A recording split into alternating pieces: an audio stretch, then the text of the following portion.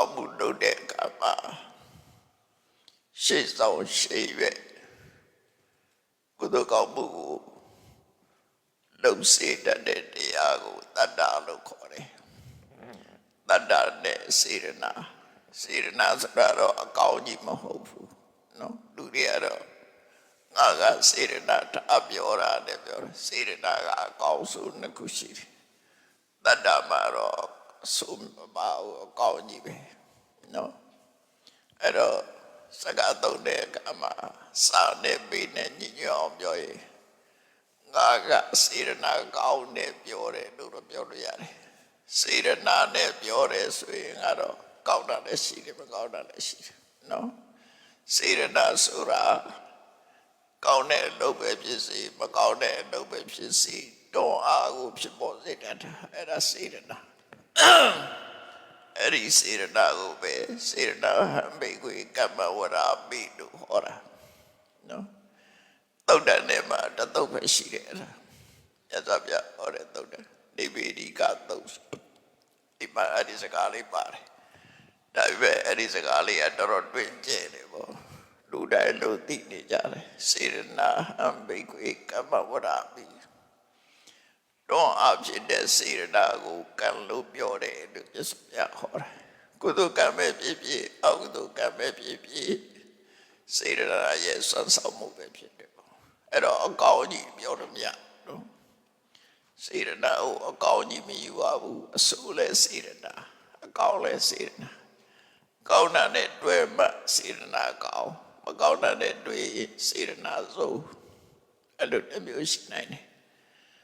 တတ္တဆိုတာတော့ပါတော့ဆိုရင်ကိုလုပ်တဲ့လုပ်ကံပေါ်မှာလုပ်တဲ့လုပ်တိုက်တဲ့လုပ်ဆုံးဖြတ်ပြီးတော့စိတ်ကြည်လူမှုစိတ်ဝင်စားမှုစိတ်ထဲမှာလုပ်ချင်တယ်ကောင်းတာပဲလုပ်ချင်ကုသိုလ်ကောင်းမှုနဲ့ပတ်သက်လာတဲ့အခါတတ္တကဥဆောင်သွားတာဖြစ်တယ်နော်ပြောရင်တော့လူတွေကစေရနာကောင်းလိုက်တာလည်းပြောကြတာအမှန်တော့တတ္တကောင်းတယ်လို့ပြောရင်ပို့ပြီးတော့သဘာဝကျတယ်နော်တတ္တကောင်းတယ်တတ္တဆိုတာစိတ်ဝင်စားမှုစိတ်ကြည်လင်မှုကိုလို့တဲ့လောကပေါ်မှာစိတ်ကြည်နူးမှုလို့တဲ့လို့တိုက်တဲ့လို့ဆုံးဖြတ်မှုအဒီမောခလို့လည်းခေါ်တယ်တတ္တကိုအဲ့တော့တတ္တနဲ့ပတ်သက်ပြီးတော့ပြစ္ဆုတ်ပြဟောတာတွေအများကြီးပဲရှိတယ်နော်တတ္တနဲ့ပတ်သက်ပြီးတော့သုတ်တန်တစ်ခုမှာနတ်ပြည်မှာရောက်နေတဲ့နတ်သားနတ်သမီးတွေကသူတို့ဘဝဆွတ်လွတ်ရတော့မယ်နတ်ဘဝကသုတိတော်မယ်ဆိုတဲ့အခါမှာအခြေအနေကရဖြစ်ပေါ်လာတယ်နမိတ်ပြတယ်လို့ခေါ်တာပေါ့နော်အရေးနမိတ်ဒီပေါ်လာတယ်ပါတော့ဆိုစိတ်နဲ့ပြောမယ်ဆိုရင်စိတ်ထဲမှာသိပဲပြောတော့နေရတဲ့ရအဲ့ဒါလည်းတစ်ခုနော်နောက်တစ်ခုသူတို့ဝတ်တာတဲ့အဝတ်စားတွေကနည်းနည်းနွမ်းလာလူတွေကအဝတ်စားနွမ်းလို့ခဏနဲ့ဖွဲ့ရတယ်သူတို့ကြတော့ဖွဲ့ရတာမရှိဘူးအဲ့တော့ဘဝတစ်ခုစုံတတ်တော့မယ်ဆိုရင်ဟိုကလည်းနွမ်းလာတယ်ပန်းကလည်းညိုလာတယ်ခန္ဓာကိုယ်မှာလည်းပဲနွမ်းနေလာတဲ့ရုပ်တွေပေါ်လာတယ်နော်ကြိုက်ကြချွေထွက်လာတယ်ဆိုတဲ့အဲ့ဒီအတိတ်ဒိဋ္ဌိအရေးအောင်နေပြလာပြီဆိုလို့ရှိရင်သူ့ကိုတကယ်ကြီးအပေါင်းတဲ့နေကနတ်တို့ဥယျာဉ်နဲ့ကိုဆွဲခေါ်သွားတယ်ဆွဲခေါ်သွားပြီးအပေးကြတယ်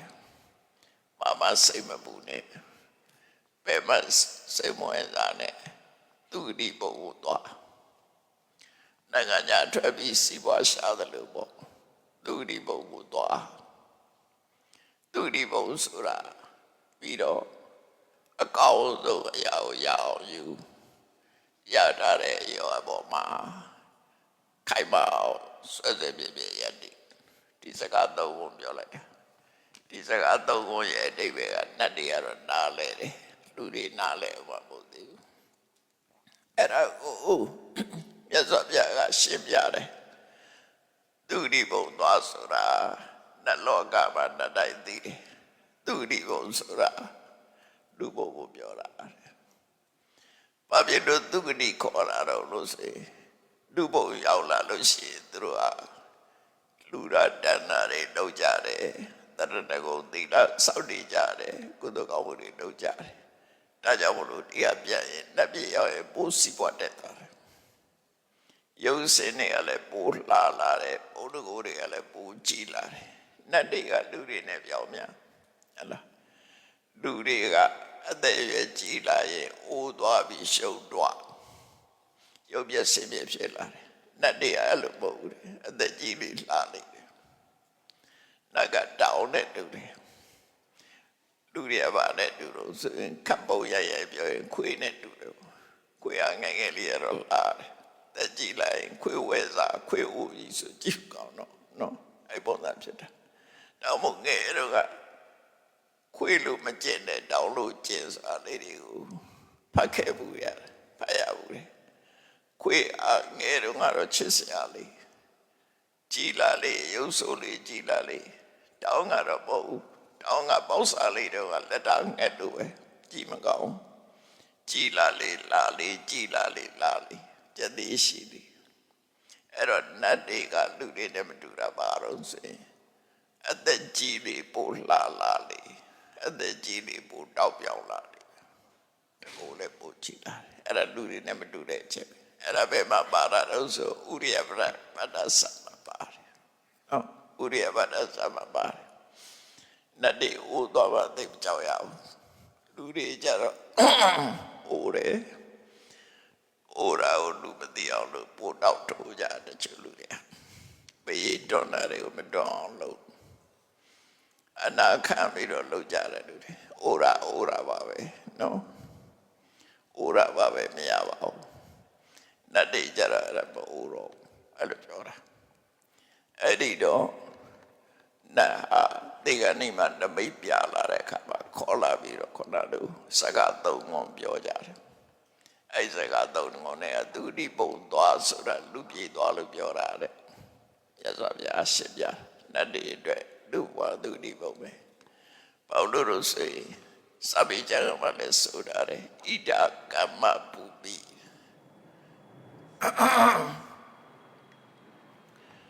လူပြေဟာအလုံးလုံးလို့ရကမ္မပုမိလို့ခေါ်တယ်ကုသကအကုသကနေအလုံးလူပြေမှလုံးလို့ရတယ်ဒါကြောင့်မလို့ကမ္မပုမိလို့ပြောတာနော်ဣဒကမ္မပုမိဣတိဝမေဃဘာဝနာနိဗ္ဗာန်သွားခြင်းနဲ့စိတ်တရားတစ်ပါးအထုတ်တာလည်းလူပြေပဲအဲ့တော့လူပြေကအကောင်းဆုံးပဲအကောင်းဆုံးမို့သွားလို့ပြောတာတို့နော်တော်လူတိုင်းအကောင်းဆုံးမို့ရတာတဲ့အတိုင်းအကောင်းဆုံးအလုပ်တွေလုပ်နိုင်တယ်လားဆိုမလုပ်နိုင်ဘူးတချို့ကြလောက်အောင်မှတော့မသိဘူးမသိတဲ့လူကပုံများတယ်အဲကြောင့်မို့လူပြေအကောင်းတယ်ဆိုတာသိထားဖို့လိုတယ်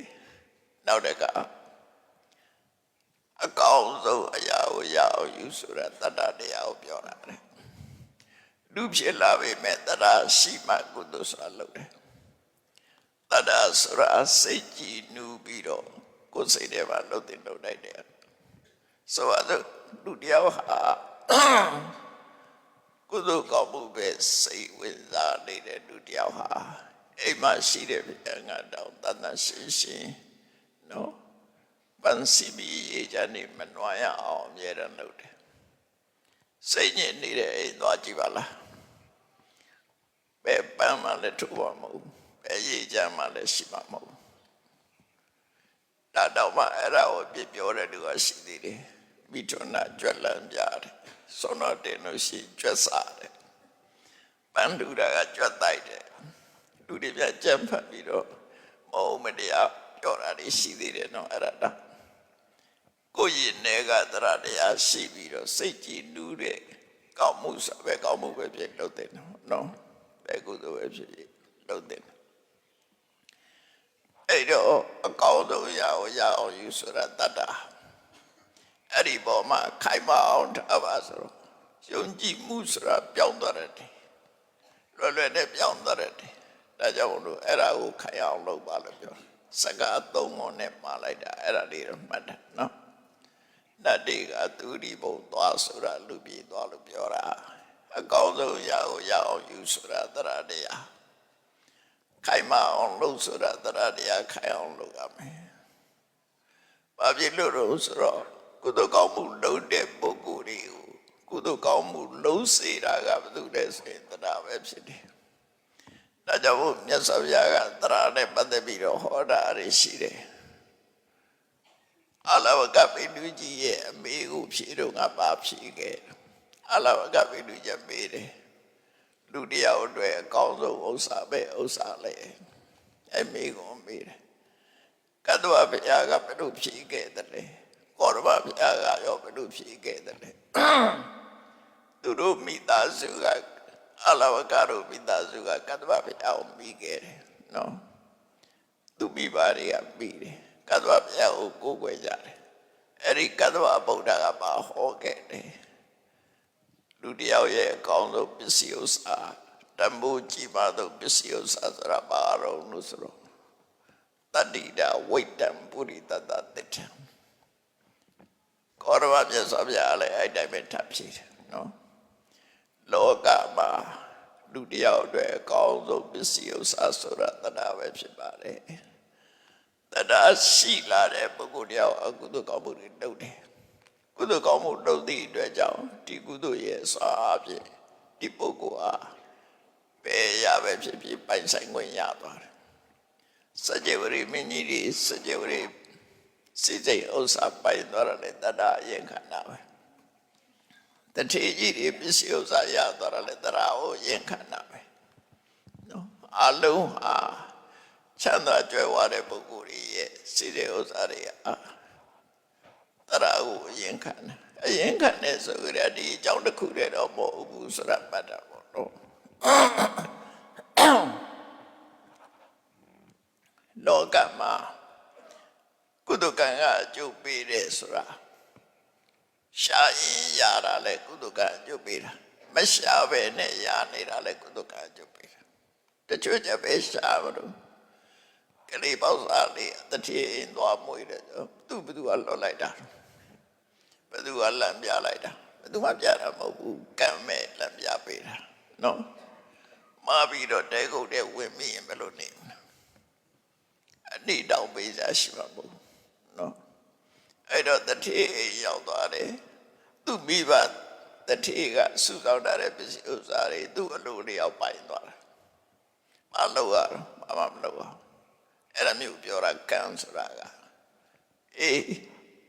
ကိုယ့်အကိုကြိုးစားလို့ရလာတာရောမရှိဘူးလားရှိတယ်သို့တော့ကြိုးစားလို့ရဆိုတဲ့တည်းမဲ့ကံပါတဲ့ပုဂ္ဂိုလ်ရဲ့ကြိုးစားမှုကပိုရတယ်ကံမပါဘူးဆိုလို့ရှိရင်ကြိုးစားဖို့မရအောင်ဖာကံသွားပြီးကြောက်ရှာနေတဲ့လူတွေပြည်ကြီးအောင်ရောက်တဲ့လူတွေအများကြီးပဲရတဲ့လူကတယောက်တည်းပဲရှိတယ်နော်အဲ့ဒါဘာလို့ကံမဲလောက်တာချင်းတူတူပဲလေသူ့လည်းကြိုးစားတယ်ကိုယ်လည်းကြိုးစားတယ်ကြိုးစားတယ်ရလာဆိုရအောင်အဲ့ကြတော့လူတွေကကံကောင်းလိုက်တာလည်းပြောကြပြန်ဘယ်ကံကောင်းမှလည်းမသိဘူးကံကောင်းနေပဲပြောကြအဲ့ကြဒီကြတယ်ဗျပေးတဲ့ဆရာကပါလိုက်သေးတယ်နော်ကံကောင်းနေအဲ့တော့တော့ကိုလုတ်ခဲ့တဲ့ကံတရားတွေအကြောင်းရင်းအနေနဲ့တော့တကယ်ဟုတ်တယ်နော်အကြောင်းရင်းdiabetes တခုတည်းလားလို့မဟုတ်ဘူးအကြောင်းအများကြီးဒါကြောင့်ဘုလို့ကံဟုမူလသမ္ဗုဒ္ဓတို့ဟောပြသည်မှာအရင်သာရှင်ကံကိုအဓိကထားဟောရတော့မူလအကြောင်းအနေနဲ့ဟောရပါပစ္စည်းဥစ္စာရဖို့အတွက်လုံလဝိရိယတို့ပညာတို့ပါရပါတယ်အဲ့ဒါပြောတယ်နော်ကံမပါလို့ရှိရင်လည်းဘယ်လောက်လုံလဆိုင်မရဘူး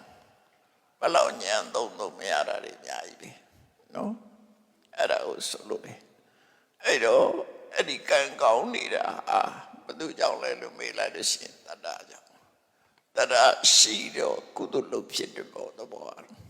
ကုသိုလ်တွေလုပ်ဖြစ်လာတယ်အဲ့လုပ်ဖြစ်တဲ့ကုသိုလ်အကိုအကျိုးပေးတာဒါကြောင့်မို့တတ္တကို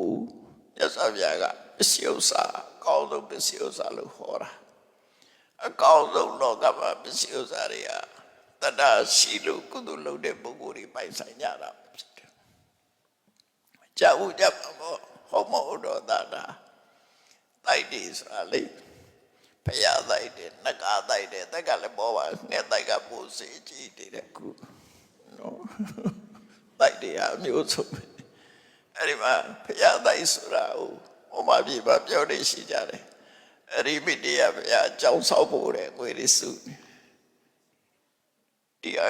ကတိုက်တယ်ကတော့အဲ့ဒါတွေဟုတ်ချင်မှဟုတ်မှာပါကြာစားတယ်ပါတော့ပါပါဘူးအဲ့ဒါတွေကလူတွေယုံကြည်ကြတာပြောတာနော်သူကန်ရှိလို့ရှိရင်မြေကြီးကိုနေတဲ့နေရာအောက်မှာရွှေကြော်ရနေတာအဲ့ဒါမှကတ္တဗဗျာလက်တဲ့ကရွှေပန်းကုန်းကြီးလှုပ်ပြီးတော့ကတ္တဗဗျာရဲ့စီရီကိုလူတန်းခဲ့တဲ့စတိလာတတိ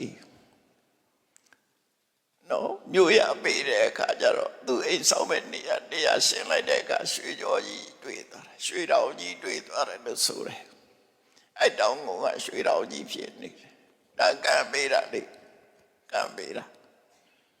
အဲ့ဒါမျိုးပြောတာနော်ငါတို့ကဘသူမှကိမဆိုင်ဘူးပြစ်တာ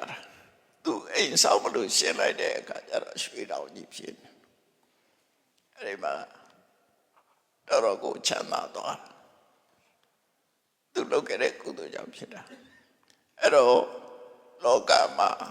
အကောင်းဆုံးပစ္စည်းဥစ္စာဆိုတာတရားတရားပဲဖြစ်တယ်နောက်တစ်ခုမြတ်စွာဘုရားဟောတာ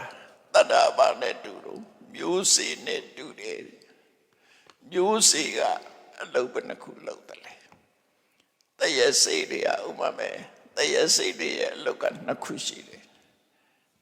တစ်ခုကဘာလို့ဆိုရင်အောက်ကိုအမြင့်ဆင်းတာလဲတရစေ့တွေကဆင်းတာပဲ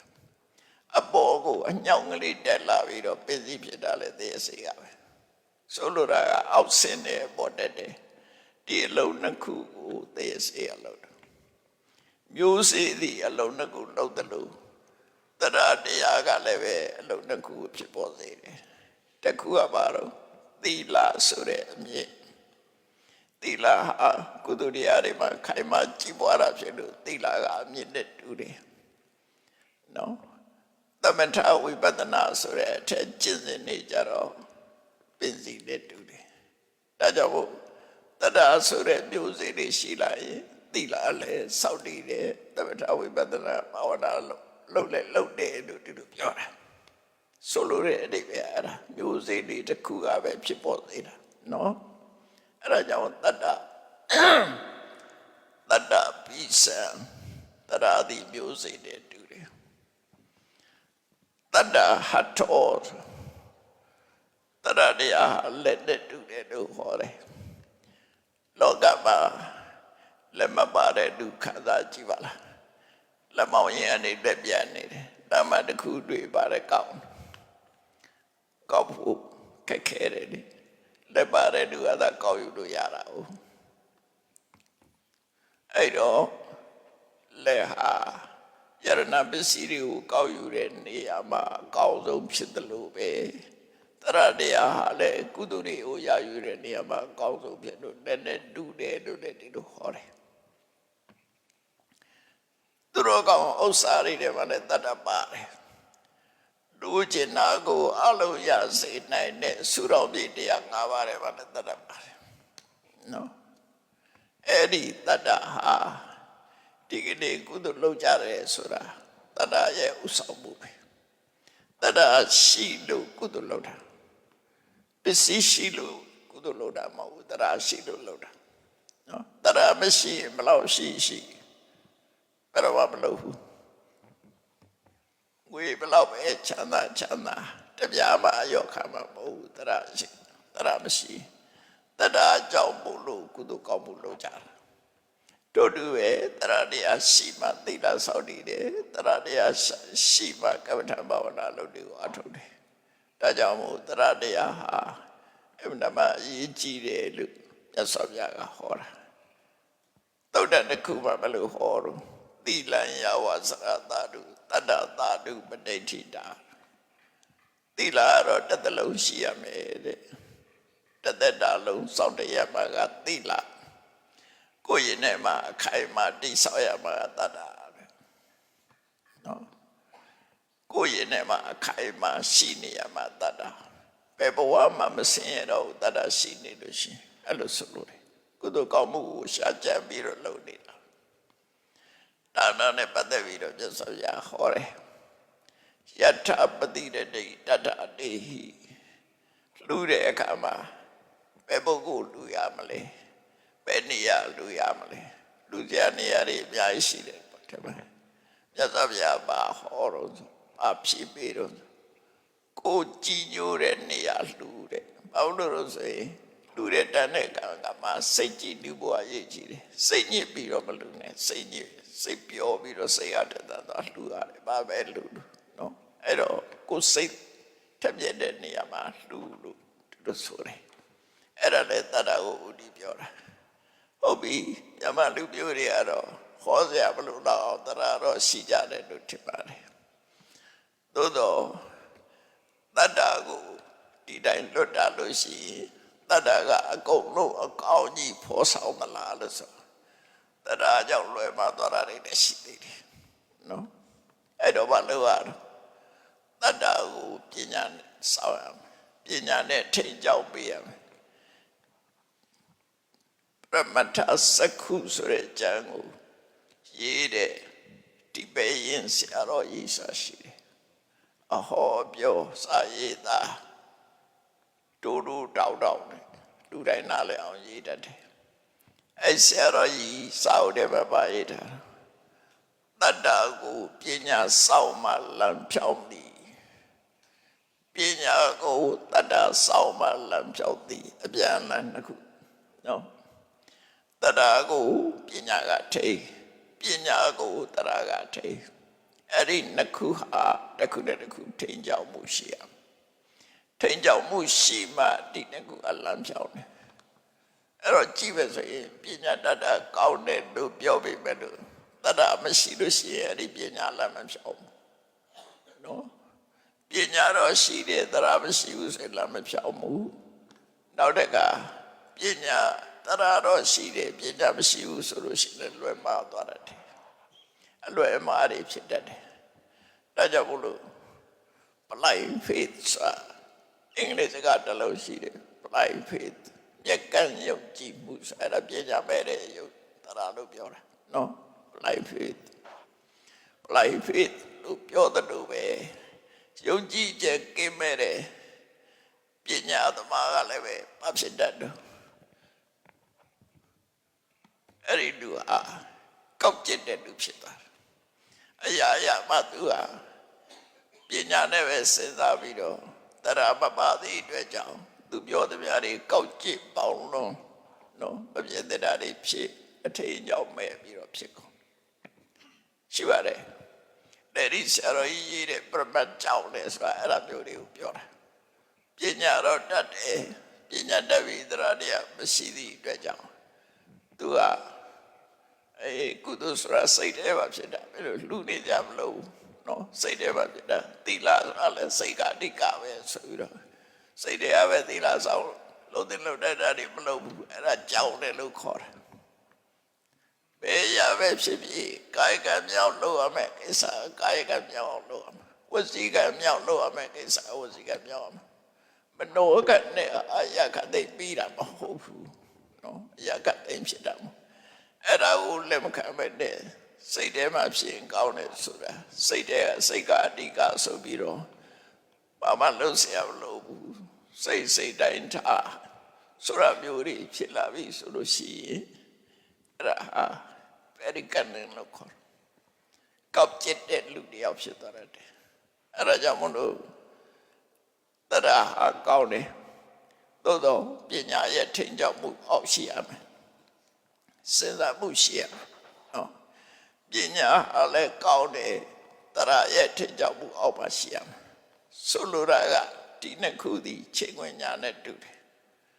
တရားနဲ့ပညာဟိုဘက်ဒီဘက်ညီမျှနေရမယ်အဲ့တော့ဘယ်သူကထိန်တတိကထိန်တရားနဲ့ပညာညှိပေးတာဘယ်သူညှိပေးတော့တတိထားတာ ငါပြောတာတွေငါပြောဆိုတွေငါယူဆတွေအလွန်နေပြီလားစဉ်းစားပညာကိုစဉ်းစားနော်ငါတရားတရားကလွန်နေသလားစဉ်းစားအဲ့ဒီနှစ်ခုစဉ်းစားပြီးအသိပညာနဲ့လှုပ်တဲ့လှုပ်တိုက်တာလှုပ်ရမယ်နော်စိတ်ဝင်စားတိုက်တဲ့နေရာမှာစိတ်ဝင်စားရမယ်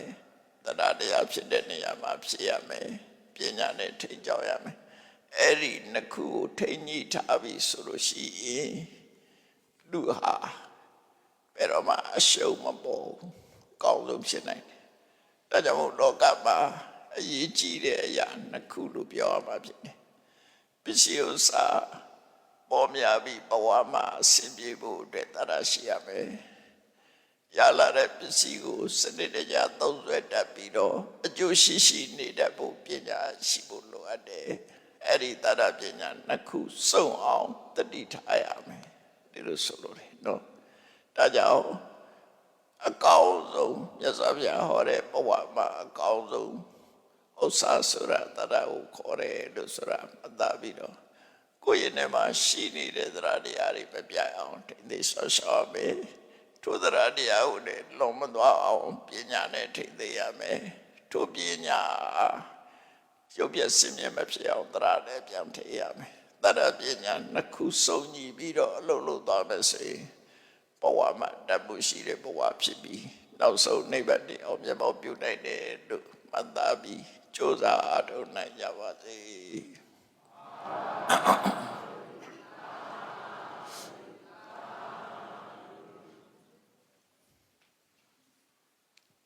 ချရ